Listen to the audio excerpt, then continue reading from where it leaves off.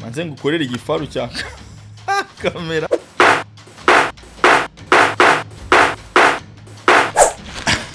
Mumeze neza. Ay. Happy New Year. Umwaka mushya muhire. Naje mbaza n'iki rero impano. Look.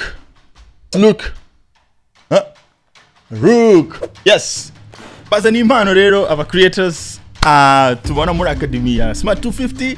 So mbanje kufuriza umwaka mushya muhire abanyarwanda mwese. Yaba bari muri Smart 250 n'abatari muri Smart 250 ndabakiriye. Nitwa na create mbagiza amakuru ya imyidagaduro. No. Mbaye ikaze nanone ku rubuga rwa Akariho Tech. Tubasobanurira ibintu bijyanye na technology n'ikoranabuhanga, uburyo ubyaza umusaruro, uburyo witwaraho kugira ngo ritagushira mu gihombo n'uburyo ushobora kurikoresha rikaba ryaguteza imbere. Yes, nitwa na create ningiye gukoreraho nkahangaha kandi akanyange utanga amasomo muri Smart 250 Academy. Smart 250. Impano nyinshi cyanga nizabagitangira hagati ya 0 n'ibihumbi igihumbi. Hagati bafite kuva kuri 0 sub kugeza ku gihumbi subscribers. Abo ngabo rero izi mpano mubona zibanze cyangwa se tuvugiramo nizabo mu rwego rwo kubashyigikira. Hanyuma hano hari camera. Iyi camera rero igenewe umuntu ufite kuva ku gihumbi kugera ku 10,000. Abo nita smart. Abo nabanjirijeho bita smart. N'abantu bagifite hagati ya 0 n'igihumbi bakiri gushakisha ngo barebe ko bakwemerwa muri YPP cyangwa se muri YouTube Partners Program. Hanyuma abo ngabo bakeneye gutangira arumva byibuze ntago babashobora gupfa gushoramo ariko nanone nyine bataramenya ibiva niyo bijya. Naga bikoresho gusa nabahaye ahubwo dufite ko duhura muri group ya Smart 250 bakabona ubufasha bujyanye n'amasomo ku bijyanye na YouTube. Hanyuma rero nkashaka no kubashyigikira mu rwego rwo kubifuriza umwaka mushya no gutangirana nabo undi mwaka wo creating content, cyane ko ubu ngubu bitakigoranye cyane kuba waba monetize. Ku bantu bari muri academy barabisiko yukurikije ibintu twiga birihuta. Ingero ni ishuri plus barabizi babaye monetize mu by'ingoro bitatu. Hanyuma rero hari imigani urubuga rw'imigani. Yes, nawe no kwezi kumwe gusa so monetize n'abandi n'izindi ngero nyinshi cyane n'abatatubwira ariko nyine ndabisiko ayo wa appliance ibintu twiga hariya wa monetize. Nanjye murabisiko nabaye monetize mu by'ingoro bitatu gusa. Ari mpamvu nase mvuga ngo ifu kumfasha abandi bantu nyuma yuko nari maze iminsi managing ama account y'abandi. Hanyuma nkabona nkamara gusobanukirwa neza ukuntu YouTube ikora. Hari ibintu byinshi cyane biri kuza. Hari abantu byinshi biri mu nzira kuba creators cyane abanyarwanda ko nibo twifuza ko dufashe cyane kugira ngo turebe ko zizagaruka. YouTube ni ikirombe harimo amahera ariko nyine abantu bagomba kumva ukuntu ikora. Niyo mpamvu natangiye Smart 250 kugira ngo mfashe abantu gusobanukirwa ukuntu YouTube ikora ndetse babe monetized bitagoranye. Apana ibi video igihumbi mana yanjye. Nago buri Smart 250 video byinshi utara monetize bimaze imyaka nyinshi gukora utara monetize. Nago buri Smart. So abari muri Smart 250 Academy murabisiko video nkeya amasaha menshi na sub nyinshi. Niyo nego yacu, quality over quantity. Ibintu by'ibishigu, ibintu by'amatiku n'ibindi byose has. That's why we are smart. Okay, fine. Now mukanda fungura camera rero kugira ngo turebe iyi mezite. Nanjye sindayifungura yageze ariko ndashaka kureba uko imeze. Hanyuma turayitestinga. Nitumara kuyitestinga tuzamenya ni yande tariki 5 z'uku kwezi kuko tuzahereza abantu 10 bagitangira smart bafite 0 batangiye muri contest. Batangiye biyandikishije bafite hagati ya 0 n'igihumbi.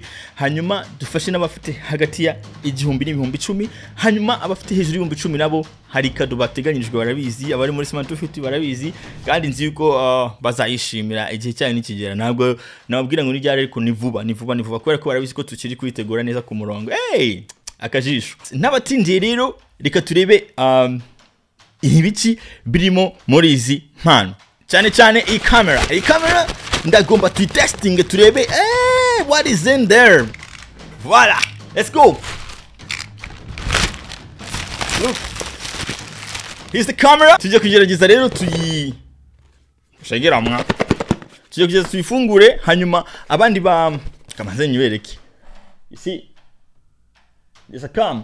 So narabusingurikanye tumeho nyifungure nyirebe ntegereza ko natanyihereza umuntu umwe mu Rwanda muri abo ngabo turi kumwe muri academy akajya yikoresheza ko ngewe nago nayikoresha mfite izindi kandi nashaka gusa gutestinga nkareba ko turonse tureba quality yayo. Handitse ngo ni high definition and camcorder murazizi twose bafata gutya bakagenda bagize gutya. Amakamera mfite inini ifite 4K, so ndashaka kureba ibyitanga, hanyuma ntacyo bitwaye akajya twagahereza umuntu akibyariza umusaruro uko kaba kameze kose, nta kibazo kirimo. So ndumva rero ari umwanya wa truth ruhande. Let's go. This is the camera. Harimo na remote control. Urakumva kaka telecommand ifite wifi. Hanyuma ine mini HDMI. That's a microphone, mikoro.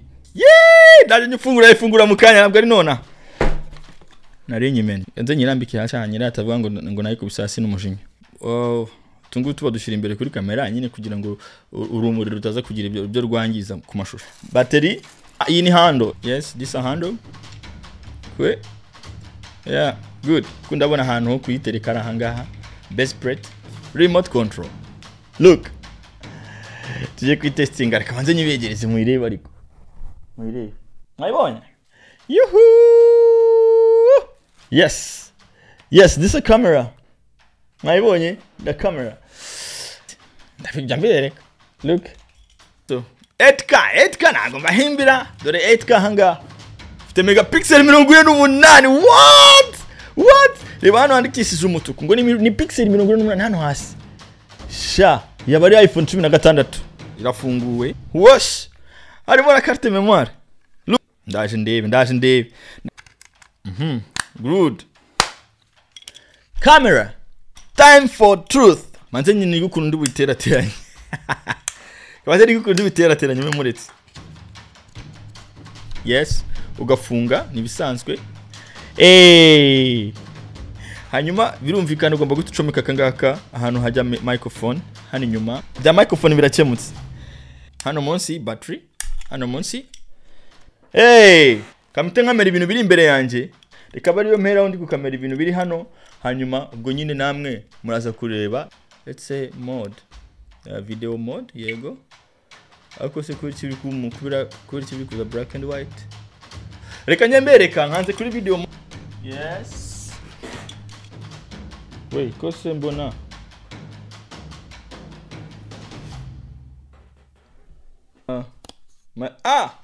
Ntabwo nashyizeho microphone.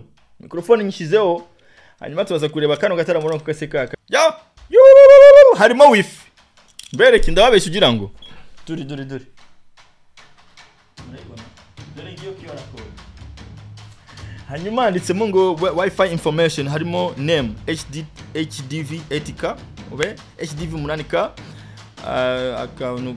akarongo kwa C44 whatever. Wi-Fi rimwe kabiri new place up key to exit Wi-Fi. Reka manze nyisikane ndebe icyo bivuga, icyo bitanga. Targururu yitwa HDTV. Ndayibonye. Ni bon. Mode passe rimwe kwiza ku 8. Ndaza kubabwira ko gahunda zinstaye ndi kubarebera. Biciyemo. Biciyemo dore ndi kureba biri muri kamera, ndimo kubireba. Ndimo kubira muri telefone. Nwango nshobora kuri codinga 12 amplification. Distance ya metero 12, nagomba kurenga distance ya metero 12. Hanyuma nshobora gufotora, nshobora kuri codinga, nshobora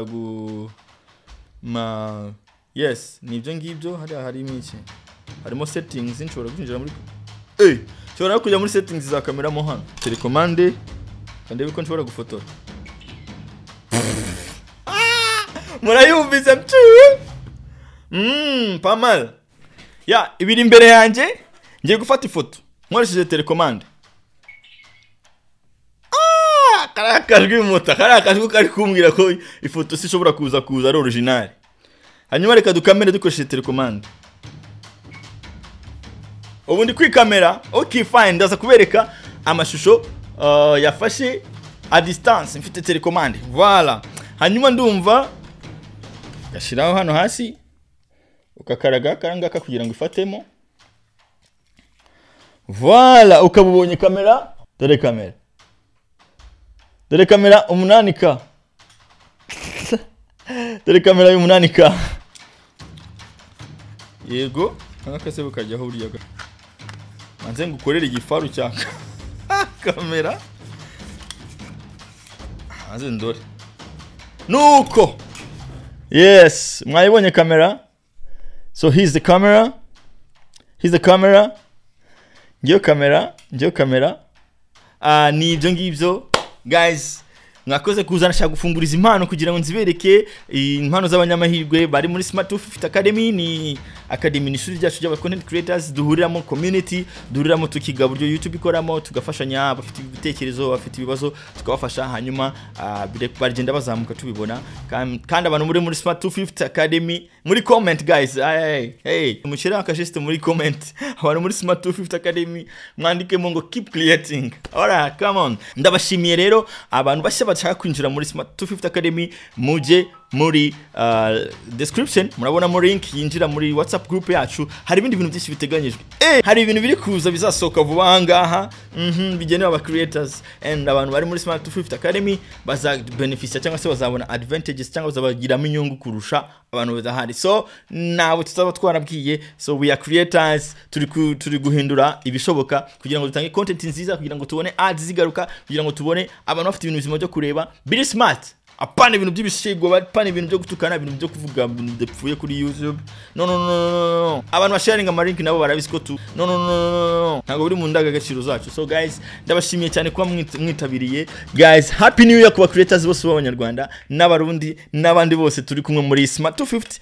Guys, umwaka uzababere muhire, twese tuzarangize dufite ads, dufite n'agafaranga muri iki kirombe cya YouTube. Nitwa nakenera, mwakoze kwitabira, mukande subscribe no mutara subscribinga, abafite ama comments muyatange, hanyuma kandi keep creating ibintu byiza biri mu nzira. So dutangiye umwaka neza, turi kubona ni tariki ya mbere z'ukwa mbere 2025. Nizeye ko tuzarangiza twaramaze gukora twese, nta muntu uri inyuma y'abandi. Murakoze cyane, ndabakunda, bye.